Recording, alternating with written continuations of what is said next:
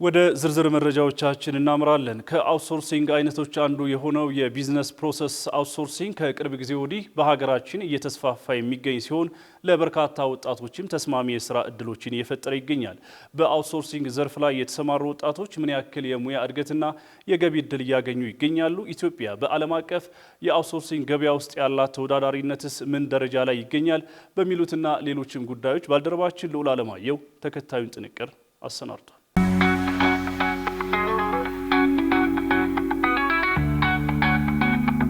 በዲጂታል ኢኮኖሚ ፈጣን እድገት ውስጥ የንግድ ዓለም ውድድር በየዕለቱ እየጨመረ የሚገኝ ሲሆን ድርጅቶችም ወጪያቸውን በመቀነስ ቅልጥፍናቸውን በማሳደግና በዋና የንግድ ስራቸው ላይ በማተኮር ተወዳዳሪነታቸውን ለማጠናከር የተለያዩ ዘመናዊ የአሰራር ስርዓቶችን ይጠቀማሉ። ከነዚህ መካከልም በዓለም አቀፍ ደረጃ ፈጣን እድገት ያሳየው የቢዝነስ ፕሮሰስ አውትሶርሲንግ ዘርፍ አንዱ ነው። ብዙ አይነት የአውትሶርሲንግ አይነቶች አሉ። ቢፒኦ አንዱ የአውትሶርሲንግ አይነት ነው።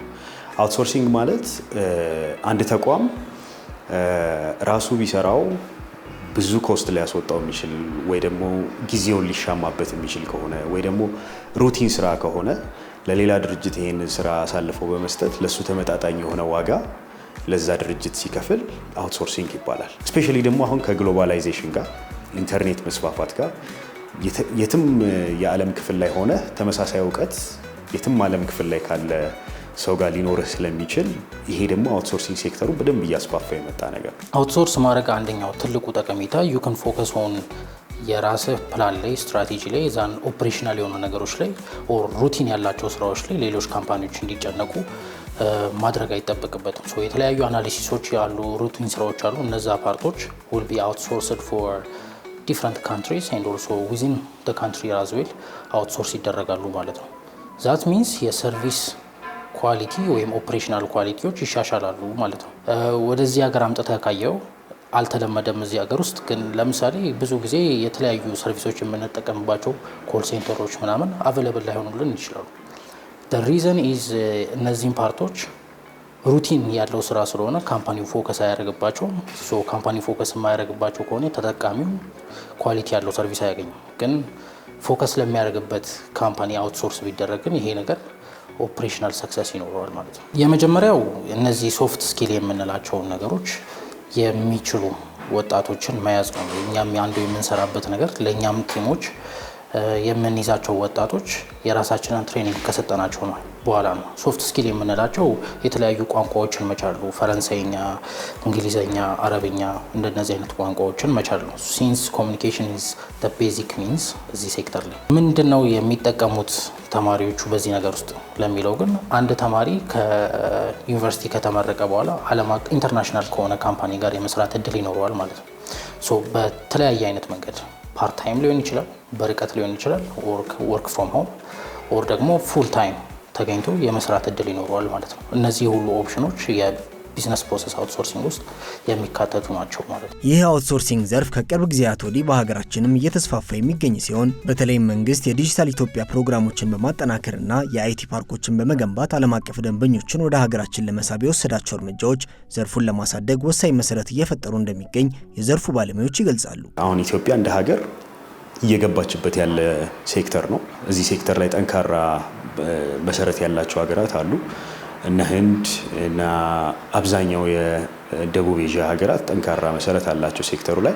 በዋነኝነት በመጀመሪያ ሊጠቀስ የሚችለው ኢኒሼቲቭ የዲጂታል ኢትዮጵያ 2030 ኢኒሼቲቭ ላይ ከተጠቀሱ ትኩረት ይደረግባቸዋል ተብሎ ከተቀመጡ ዘርፎች መካከል በዋነኝነት አውትሶርሲንግ ሴክተሩ ትልቅ ሚና አለው።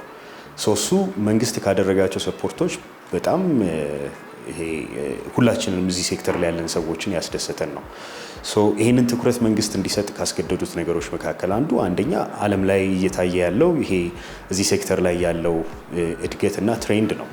ሁለተኛ ደግሞ ከውጭ ምንዛሬን ወደ ሀገር ውስጥ ከማምጣት ረገድ ያለው ሚና ነው። ከዛ በኋላ ደግሞ በዋነኝነት አውትሶርሲንግ በሌላ ትርጉሙ ታለንትን ኤክስፖርት ማድረግ ነው። ታለንት ኤክስፖርት ሲደረግ ደግሞ እጅግ በጣም ብዙ የስራ እድሎች ይፈጠራሉ።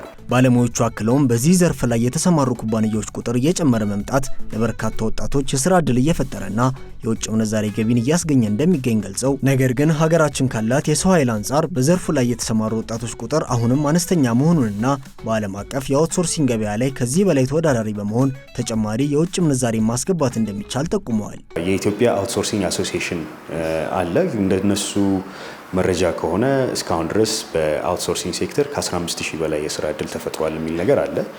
ይሄ ግን ከኢትዮጵያ ፖቴንሻል አንጻር እጅግ በጣም ትንሽ ነው። ለምን 120 ሚሊዮን በላይ ህዝብ ያላት ከዛ አብዛኛው 70-80% ወጣቶች ያሉበት ሀገር፣ በጣም ብዙ ዩኒቨርሲቲዎች ያሉበት ሀገር፣ ብዙ ዩኒቨርሲቲ ግራጁዌቶች ያሉበት እና ብዙ ታለንት ደግሞ ያለበት ሀገር እንደገና ደግሞ ታይም ዞናችን ደግሞ ትልቅ ፖቴንሻል ለኢትዮጵያ ትልቅ ቤኔፊት ለኢትዮጵያ የሚሰጥ ነው። ታይም ዞን ማለት የምንገኝበት ሎኬሽን ይህን ሰርቪስ ለመስጠት በጣም የሚያግዘን ነው እና ብዙ በዚህ ሴክተር በጣም ኢመርጅ ያደረጉ ሀገራት ይሄ ምቹ ታይም ዞን የላቸውም። ካለው ፖቴንሻል አንጻር እጅግ በጣም ትንሽ ነው። 15000 ስራ እድል አሁን ባለው ኢኒሼቲቭ የመንግስት ድጋፍ እና ሌሎች ድጋፎች እና ኢኒሼቲቮች ብዙ የስራ እድል በሚመጡት ዓመታት ይፈጠራል የሚል ግምት አለኝ። ኢትዮጵያ ኢዝ ዋን ኦፍ ፖቴንሻል ያላት ሀገር።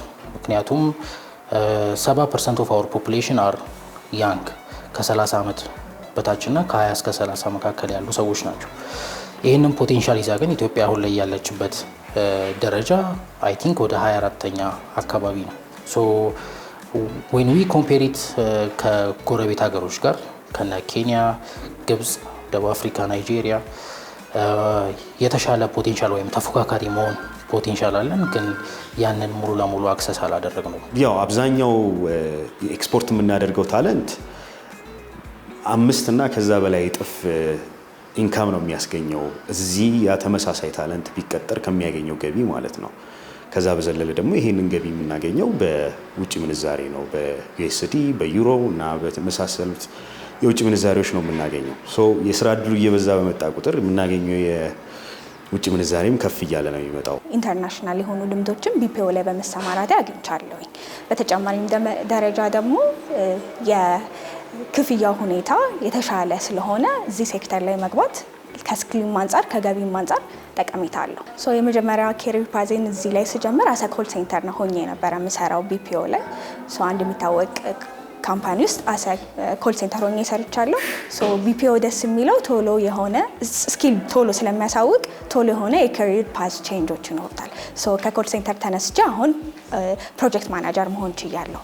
በዛው ልክ ገቤም እንዲሁም ደግሞ ስኪሌ ኢንተርናሽናል የሆነ ስኪል ማዳበር ችያለሁ ማለት ነው። ከረንትሊ የግቢ ተማሪ በሆንም ነገር ግን የውጭ ፕላትፎርሞች ላይ ኢትዮጵያን ያሉትን አውትሶርስ የሚያደርጉ ስኪል ቤዝድ የሆኑ ስራዎችን ሰርቼ አውቃለሁኝና ወጣቶች በዚህ ዘርፍ ላይ ቢሰማሩ በጣም ተጠቃሚ ይሆናሉ ብዬ አስባለሁ። ምክንያቱም አሁን ላይ ባለንበት ዘመን ላይ ላይክ የኢትዮጵያ ስትራቴጂ ኢቨን በ2030 ላይ ዲጂታል ያለትን አቅም ከፍተኛ ለማድረግ ነው የጣረችና እየተንቀሳቀሰች ያለችው ማለት ነው። ስለዚህ ወጣቶች በእንደዚህ አይነት ዘርፍ ውስጥ ቢሰማሩ ሞር ትራዲሽናል ከሆኑ ስራዎች ይልቅ ከገንዘብ ዋይዝ ከስኪል ዋይዝ ብዙ ነገሮችም ራሳቸውን ማሳደግ ይችላሉ ብዬ አስባለሁኝና አንዳንድ በፊት የነበሩ ስራዎች አሁን ሪሞትሊ ስለሚሰሩ ሰዎች ደግሞ ውጭ ያሉ ክላይንቶች እነዚህን የወጣት ወይ ደግሞ አዳዲስ የሆኑ ዩዞችን አውትሶርስ እያደረጉ ስላለ በዚህ መንገድ ኢንቮልቭ ቢያደርጉ በጣም ተጠቃሚ ይሆናሉ፣ ራሳቸውን ያሳድጋሉ። ብዙ የአውሮፓ ክላይንቶችን ለማግኘት በመጀመሪያ ወጣቶቻችን ላይ መስራት አለብን። በዩኒቨርሲቲ ሌቭል ስፔሻሊ የእንግሊዝኛ ፕሮፊሸንሲ ተጨማሪ ቋንቋዎችን እንዲያውቁ ማድረግ፣ የተለያዩ አጫጭር ኮርሶችን ለነሱ መስጠት፣ ሰሜን አሜሪካና የአውሮፓ ማርኬት የሚፈልገው ስኪሎች እንዲያውቁ ማድረግ፣ ሬጉሌሽኖች አውሮፓ የራሷ ብዙ ሬጉሌሽኖች አሏት ከዚህ ሴክተር ጋር በተገናኘ ለምሳሌ ከዳታ ፕሮቴክሽን ጋር የተገናኘ ከኢንፎርሜሽን ሴኩሪቲ ጋር የተገናኘ ብዙ ፖሊሲዎች አሏት። ተመሳሳይ ሰሜን አሜሪካ ላይም እንደዛውና ወጣቶች ወደ ስራው ዓለም ሲመጡ ለአውሮፓና ለአሜሪካ ስራ ሬዲ ሆነው እንዲመጡ ማዘጋጀት አለብን። ይሄ የሁላችንም ኃላፊነት ነው። የመንግስትም የኛ አይነት ተቋማትም የዩኒቨርሲቲዎችም ኃላፊነት ነው።